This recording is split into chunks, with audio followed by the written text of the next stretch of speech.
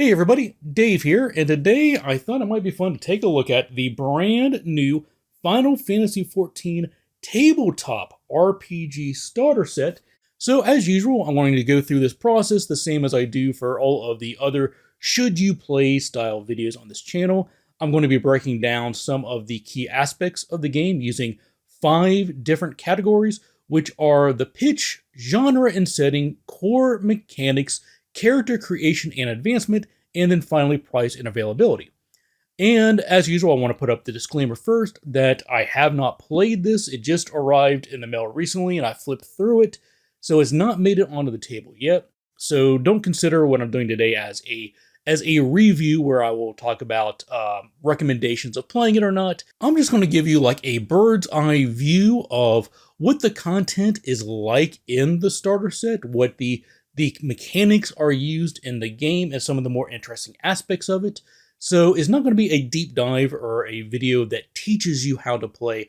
The intent is more just to expose you to the fact that this exists and to give you enough key information that you and your friends can decide if it's something worth checking out further.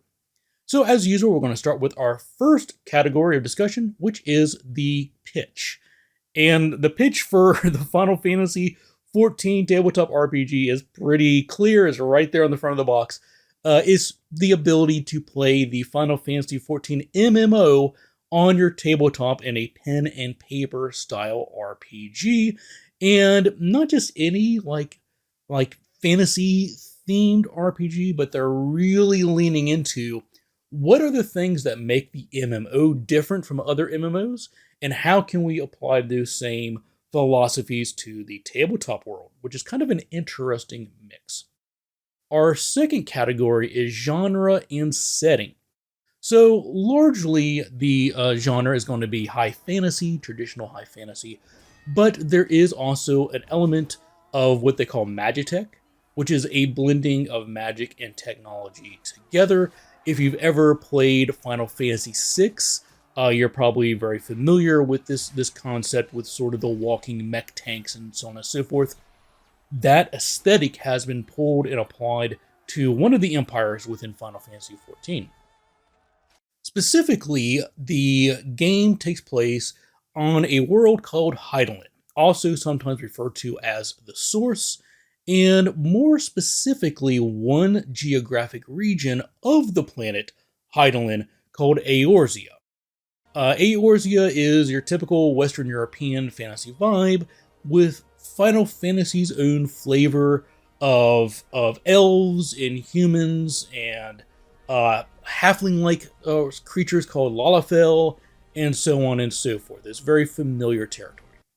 But at the time of the where the starter set takes place in the chronology, that region of Eorzea is being invaded by a neighboring nation called Garlemald. And Garlemald is very industrial. It is the realm of science and technology and this melding of magic and tech called Magitech. Now, in the Final Fantasy XIV MMO, you travel all over that world. You visit different nations that are inspired by other cultures, and it's a lot more flavorful than just the traditional Western European vibe. And in the MMO, you even travel to other worlds and experience those cultures.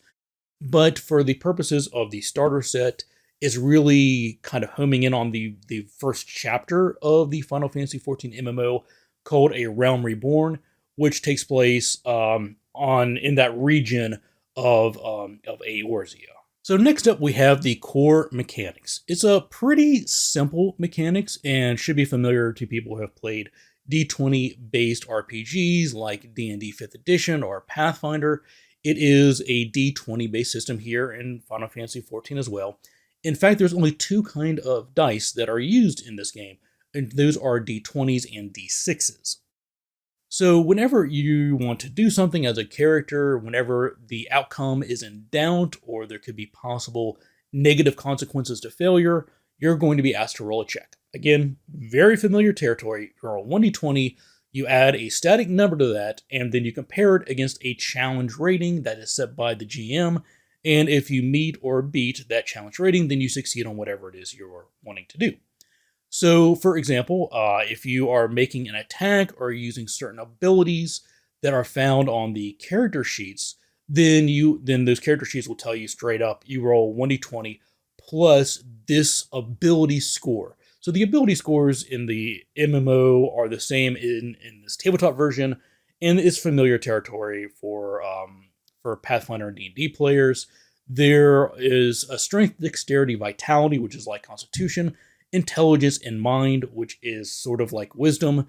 There is not a charisma analog to this game, but otherwise it's pretty clear which stats are associated with the more familiar D&D and Pathfinder stats. And so if you wanted to make a physical melee attack with an axe, then you would probably roll 1d20 and add your strength modifier or your strength score to that. And if it meets or beats the defense score of your target, then you hit them and you deal damage or any other effects that are applied on whatever ability you were using. Magic attacks work the same way. You would roll 1d20, add intelligence if you're a black mage, add mind if you're a white mage, and compare that to your target's magic defense score. Same way, if you meet or beat, you succeed. If you don't, then you fail. There are also a mechanic for criticals that they call direct hits, and certain abilities have additional things that happen on a direct hit. And there's also an advantage system where certain abilities being used under certain conditions or at the GM's whim may award one or more advantage dice, and you would roll all of your d20s, your base d20 plus all of your advantage d20s at the same time, and apply whichever die has the single highest natural result on it. Again, if you played 5th Ed D&D, or if you're familiar with the fortune and luck rules in Pathfinder, very familiar territory. Somewhat surprisingly, there is not a skill system really incorporated into this game. There are a few non-combat abilities that each job or class has that let them do skill-like things. And when I say skill-like things, I'm comparing to the more popular D&D 5e and Pathfinder 2nd Edition use of skills. There's not a dedicated athletic skill, and acrobatic skill, and diplomacy skill, and intimidation skill, and so on and so forth. Instead, your characters are free to do all of those things. They just roll 1d20 and add whatever the most appropriate ability score to that. So if they were trying to lift up a heavy cart off a victim that's trapped under it, they would roll 1d20 plus their strength score against a challenge rating dictated by the GM. And if they wanted to see if they can translate an arcane text, it would most likely be 1d20 plus their intelligence score against a challenge rating set by the GM. Now, those are the basic core mechanics. Pretty simple, pretty straightforward, and all of the finicky bits that you need to know are going to be printed right there on the pre-generated character sheets that are included with the starter set. They'll tell you what you need to roll and what the different effects are that come from that roll. Beyond that, there are, like I mentioned before, a number of different features that play into the mechanics that really are trying to tie the unique experience of the Final Fantasy XIV MMO into a tabletop environment. And some of these are just like changes in names, and some of these are more mechanical. But a few of those items are going to include the philosophy of a light party. If you play the MMO, you are familiar with what that means when you are in a light party. A light party means it is a 4-character party that specifically includes 2 damage dealers, 1 tank, and 1 healer. The starter set is designed for light parties. Every encounter, every scenario in the provided adventure booklet are all designed intended for light parties. So again, not just a 4-player party, but specifically a 4-player party that has 2 jobs that belong to the DPS or damaging role, 1 job that belongs to the tanking role, and 1 job that belongs to the healing role. So you're somewhat sort of forced for better or worse, into an ideally balanced party when playing. They have announced that there are going to be a full-blown rulebook, a player's rulebook, and a GM's guide as well. I don't know if those are going to incorporate other kinds of parties from the MMO.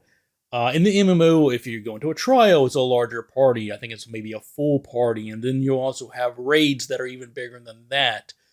I don't know if they're going to be applying that to the full official release or not, but for the starter set, it's only these light parties. One thing that is familiar to people who play Final Fantasy XIV that they've incorporated into the tabletop is the ability to teleport to locations you have already visited.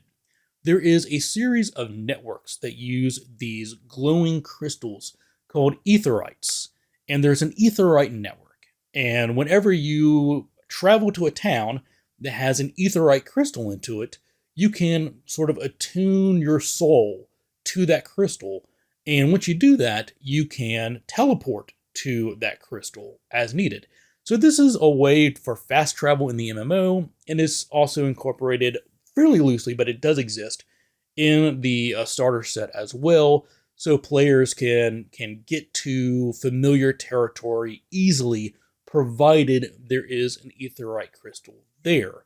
But they have to travel on foot or by other means to get to it first. And so it may not be a quick way to get back to a dungeon. If you warp out of that dungeon doesn't have an Aetheryte crystal, then you're going to have to walk all the way back and so forth.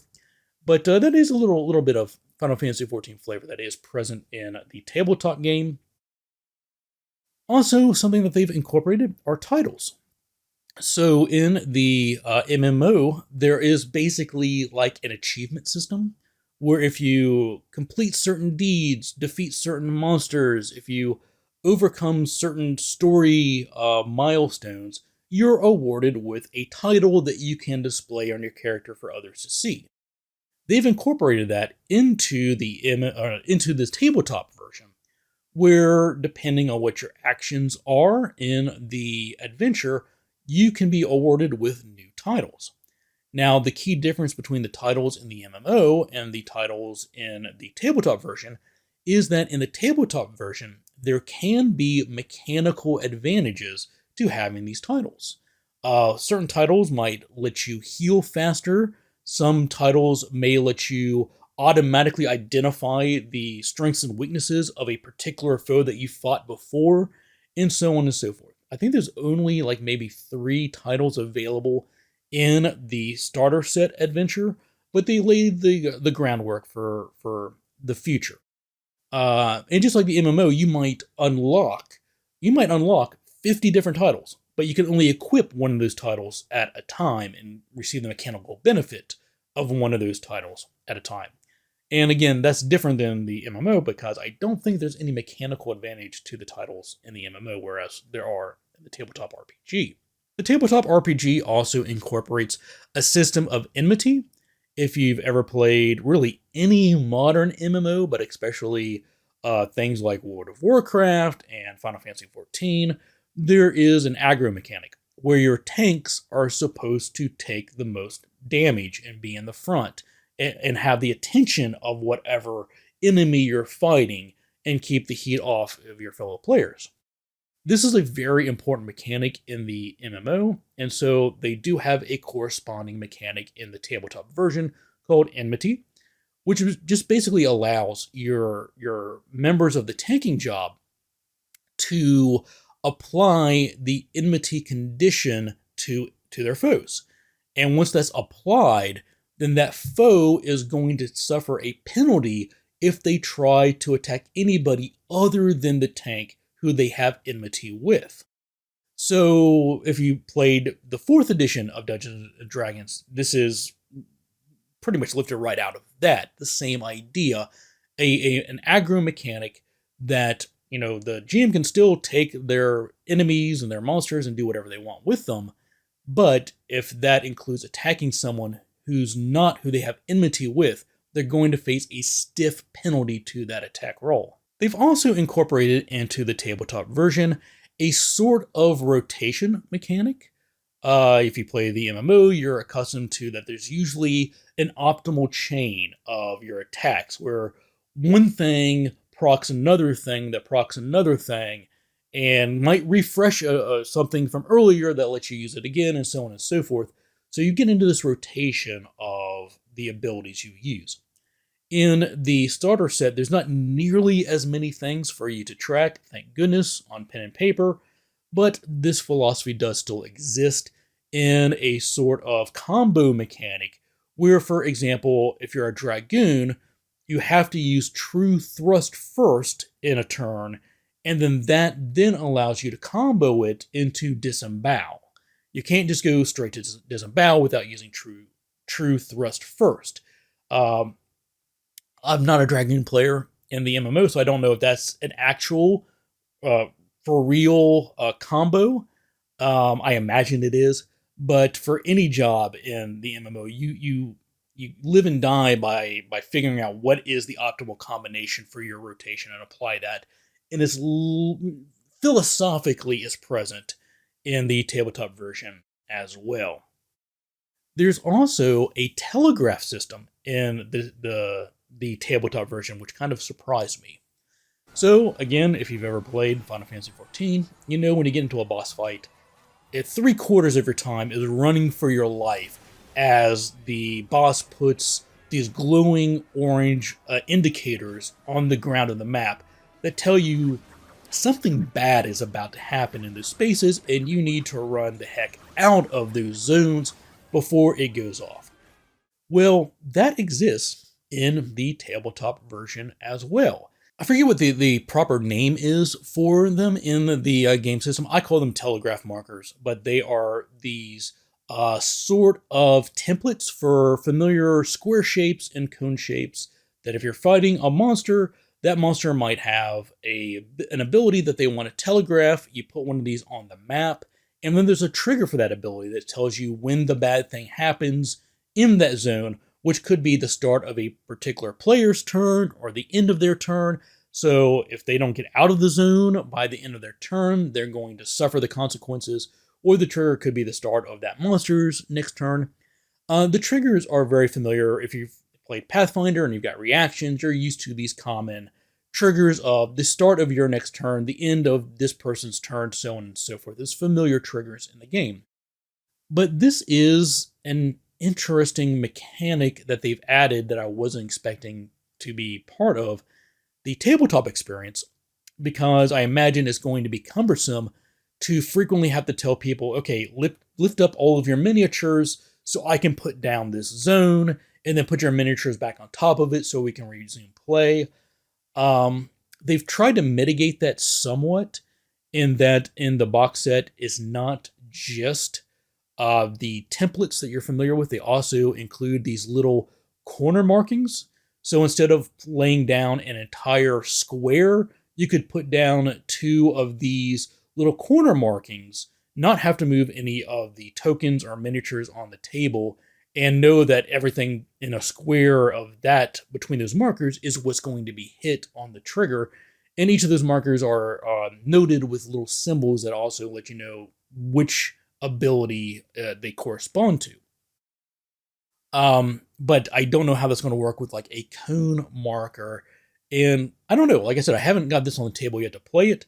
It might be cumbersome, but it also might be interesting. And I imagine you'd be lacking a little bit from the Final Fantasy XIV experience if you didn't have a similar mechanic. I think maybe if they had made them like transparent pieces of colored plastic that laid over the flat pawns, that might have been a better option, but even then you'd have to lift it up every time you move something. So who knows? I don't know if there is a best answer, but I look forward to playing and finding out for myself. The tabletop version also incorporates the concept of cutscenes, which is something that I think the only other tabletop RPG I've seen that heavily uses those was the old D6 Weston Games version of Star Wars, the Star Wars RPG. But if you've played Final Fantasy XIV, you know a lot of the experience is watching these movies. And some of these movies are showing you events that occur in places that your character isn't present. And so you'll see a hooded figure having a conversation with someone else, and you don't know who they are or really the full context of their conversation, but it's foreshadowing a major story piece coming up. Well, the scenarios that are included in the storybook of the starter set incorporates a number of these cutscenes where the GM will read the cutscene to the players to simulate that feeling of seeing a cutscene in Final Fantasy XIV, and give them a little bit of foreshadowing, a little bit of knowledge of what's going on in the big bad evil guy's head, and so forth, within the confines of the starter set RPG. There are also included in the starter set, the tabletop RPG, a system of limit breaks, which if you play the MMO, the way it works is the more damage you do and the more damage you receive as a team. You have to be in a team to do limit breaks. Then there are 3 thresholds that you can do: a level 1, level 2, or level 3 limit break. And these are really, really, really powerful abilities that you want to use at specific times during boss fights to have the most impact and defeat them.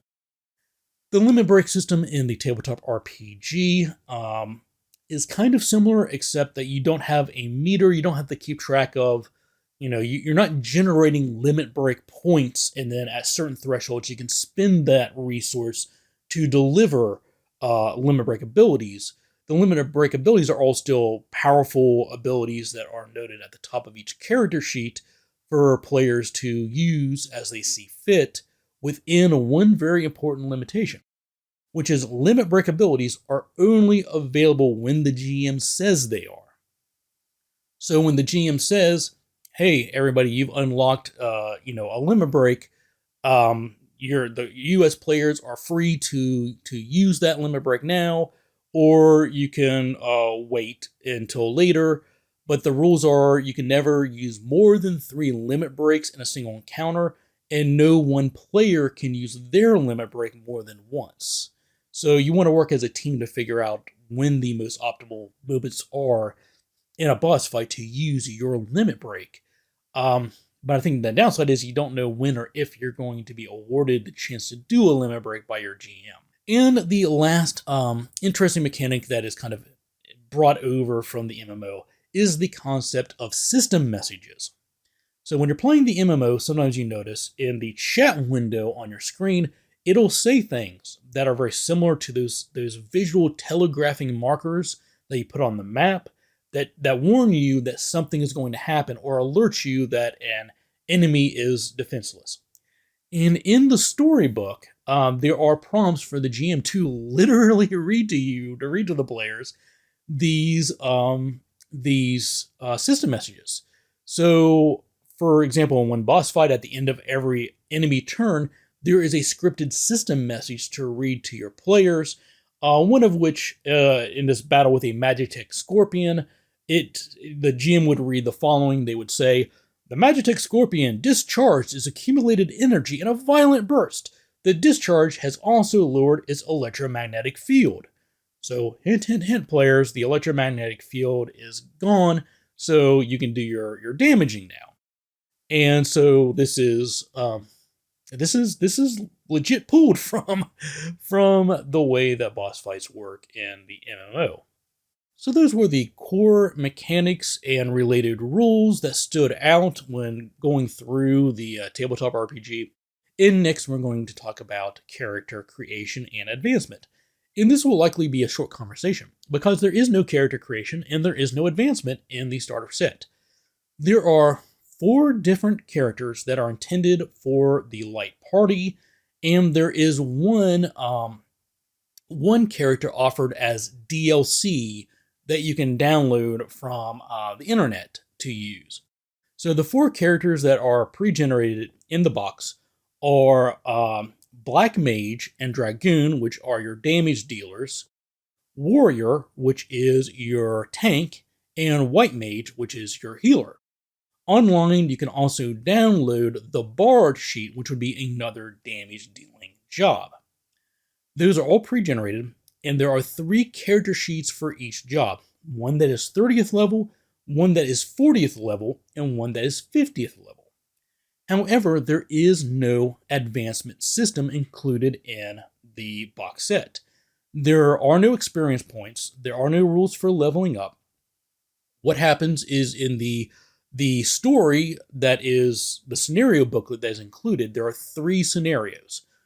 One scenario you play with your level 30 characters, the second scenario you play with your level 40 characters, and the third scenario you play with your level 50 characters. There is no advancement beyond that. Also, oddly enough, for a tabletop game adapted from an MMO, there's no gear progression. In fact, there's no gear. There's no rules for armor, or for weapons, or for shields, or for anything else. Instead, whatever the benefits of those items are already baked into the character sheet. So you're not going to be looting new weapons or new armor or materia to slot into your weapons or anything like that. Now, some of this kind of feels thematically appropriate because in the MMO, you're restricted to one specific weapon that your job uses. Warriors use axes. You can't be a warrior and use a mace or a club or any other weapon. If you are a warrior, you use an axe, period. But in the MMO, there's a lot more flexibility to what kind of armor you might choose to wear. And gear progression and getting better and better gear is a major part of progressing through the MMO. So I'm a little surprised that it's not included in the box set. Maybe this will be included in the full MMO or full RPG books whenever they come out. I assume that they'll have rules for character creation and leveling up and advancement, but those rules are not included in the boxed starter set. So last, let's talk about price and availability. Right now, the starter set is the only part of the Final Fantasy XIV tabletop RPG that is available. They have advertised the full rulebook and the full Game Master's Guide and Scenario Guide, but have not started taking pre-orders for those. But you can order the box set that I have here through the Square Enix website. I'll leave a link to that in the description of this video. It retails for $59.99, basically $60 US, and that is pretty steep for a beginner's box or a starter set. But that's what the price is, $59.99. And they do offer free PDFs of the players of most of the player's guide, player's booklet, and the GM book as well. But without any of the scenario information, without any of the monsters, without any of the things you would logically really need to play. But you can download those documents if you want to get a more thorough reading of the rules before you purchase, or if you want to get the starter set and send a link to those documents to your players before you play so that they can brush up on what the rules are before it hits the table. Those are available for free, and I will leave links to both of those in the description as well. Now, as for the other contents you'll find in the starter set box beyond the paperback player's rules and game master rules in the scenario book, it also includes 5 sets of dice that are colored according to the player's role. So there's going to be 2 sets of red dice for the 2 DPS players, a blue set of dice for the tank, and a green set of dice for the healer. There's also a black set of dice for the GM. There's also the 12 character sheets, the 12 pre-generated character sheets, 4 characters with 3 different versions for each one. One that is 30th level, 40th level, and 50th level. There's also a handy double-sided strategy guide for each job. So one side basically says, hey, this is how your character works. These are tips on how to do their rotation effectively and things you consider. In the back is a handy reference guide for each player. It also includes maps for the different scenarios and encounters you will find, and cardboard tokens for the players, NPCs, and enemies, and 2 sets of those telegraph markers. One set that is, again, solid for the bursts and cones, while the second is used to just mark the corners of the region so that you might be able to avoid having to deal with that issue of picking up and putting down a lot of things. To the best of my knowledge, they don't offer a digital version of this starter set. I believe you have to buy the physical box through their website. But again, there are free versions of the player's rules and the GM's guide that I will link in the description of this video, as well as the optional third damaging job of the Bard. So there you have it, an overview of the contents and flavor of the Final Fantasy XIV Tabletop RPG starter set. If you have any questions about it, please leave those in the comments below. And if you've had the opportunity to play this game, please let us know in the comments what you and your friends thought of it. And as always, I want to take a moment to say thank you to everybody out there who supports me, whether that's by clicking the like button, subscribing to the channel, subscribing to the Patreon, buying a super thanks. I appreciate everything you folks do to support me and this channel. And with that, thanks for watching, take care, and happy gaming.